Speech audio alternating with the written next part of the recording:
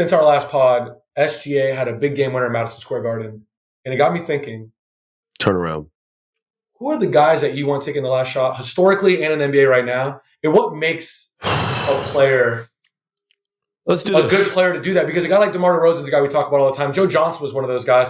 Is it a guy that can kind of get to a spot and get any shot they want? Top 5, I want taking the last shot. Is SGA in there for you? All time? No. Are you talking all time or current?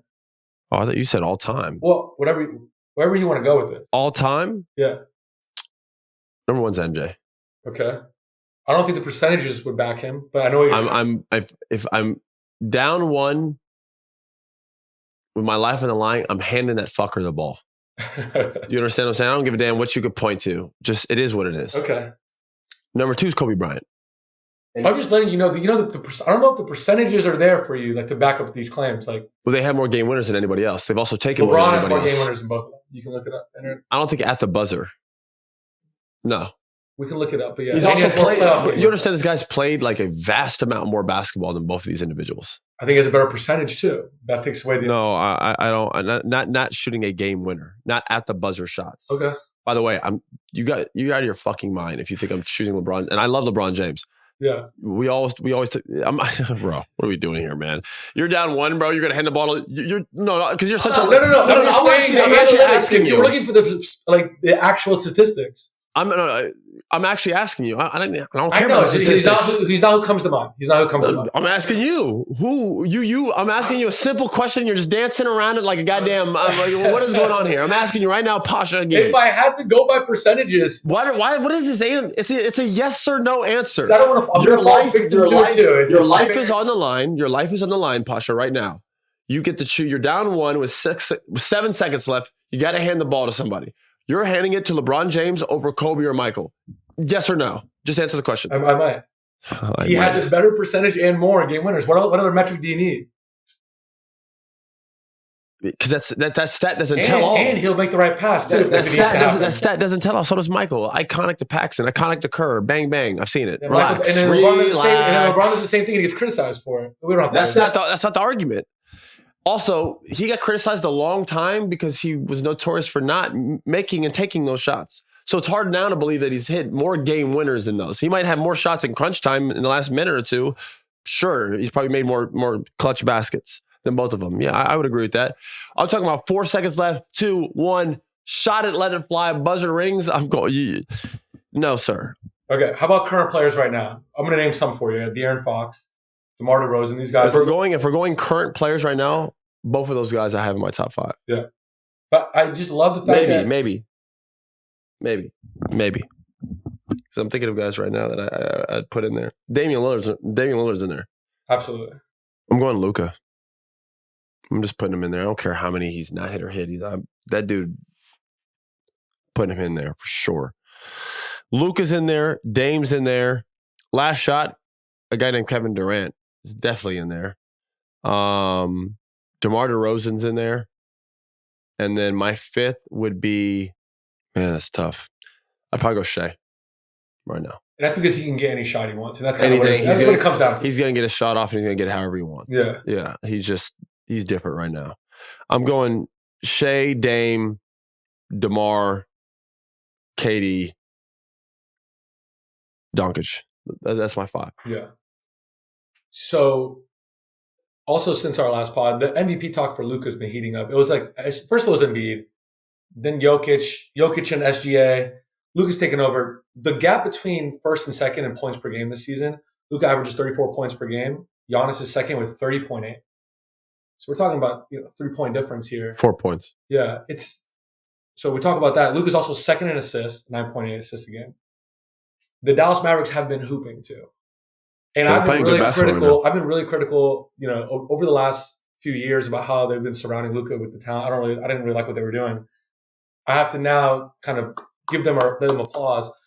PJ Washington, Daniel Gafford.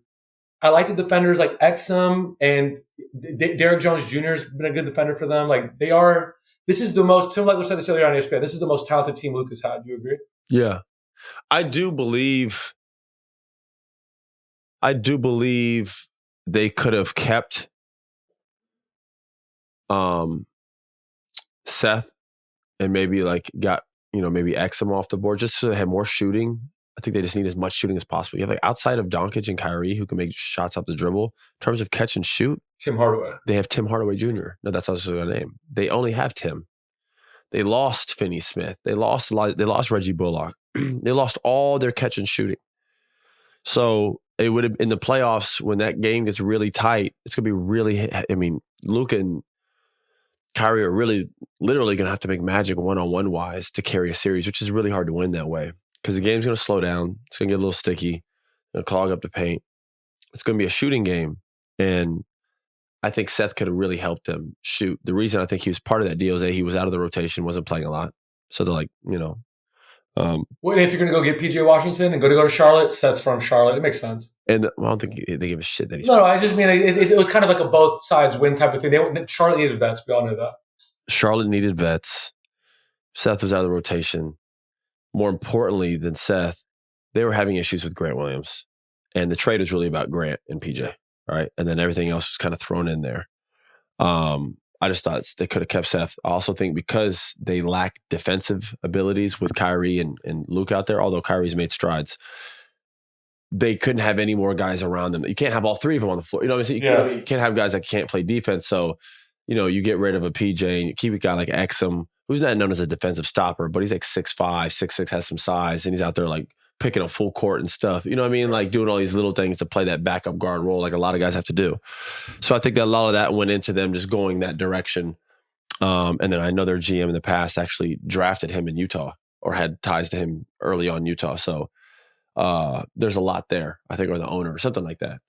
Or not the owner, that's Mark Cuban, but somebody in the office nonetheless. So there's a lot there, but I do think they need shooting. But they played really well.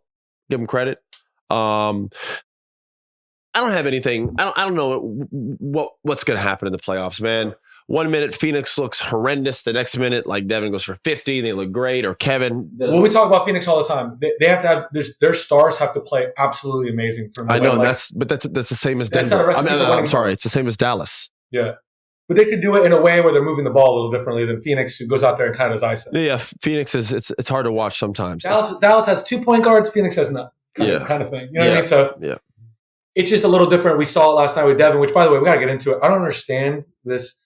He's had 162 points in the last 3 games against the Pelicans. I don't understand that exactly. Are there some teams, like, I want to ask you as a player, are there some teams where you can get a bucket off easier? Yeah, but this doesn't make sense because they're all long, good defensive players. Yeah. So I don't know what that is or what they're doing wrong. He's doing this versus Herb Jones. He's regarded as the best defensive player in the league as a wing defender. Mm-hmm. That's what they say. Because Jaden McDaniels kind of taking a step back, in my opinion, this year. I don't think he's been the same as effective as he was last year.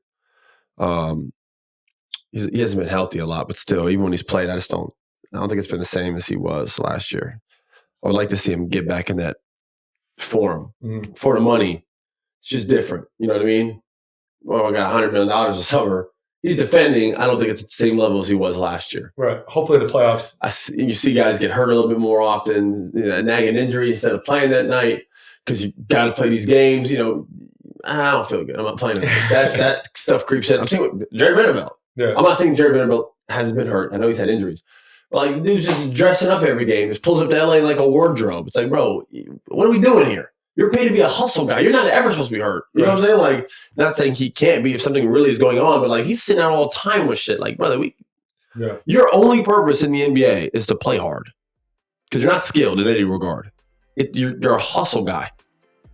Like, you got to be playing. Do you know what I'm saying? Yeah. That's not that they don't need to see you pull up to the game in goddamn Balenciaga.